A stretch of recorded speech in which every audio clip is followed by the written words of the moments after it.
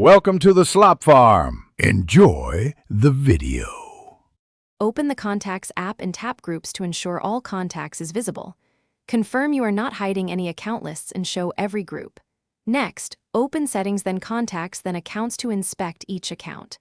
Check that contact syncing is turned on for iCloud, Gmail, Exchange, or other services. If syncing is off, toggle Contacts on and wait a few minutes. Finally, sign in to iCloud.com and open Contacts to verify whether deleted entries still exist on the server. Sign in to iCloud.com and go to Account Settings, then Restore Contacts to use an archived version. Choose a date before deletion and restore contacts back to iCloud and your device. If contacts are only in a full device backup, erase your iPhone and restore from an iCloud backup made before the deletion.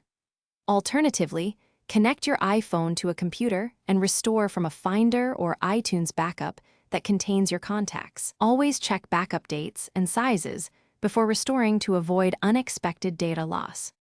Check the web interfaces for Gmail, Exchange, or other mail accounts to recover contacts.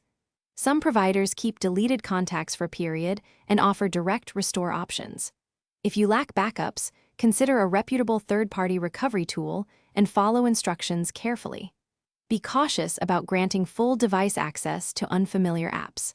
As prevention, enable iCloud contacts and schedule regular iCloud backups. Export a vCard copy from iCloud.com periodically so you have an offline contacts file. Thanks for watching. Consider subscribing if we helped you today.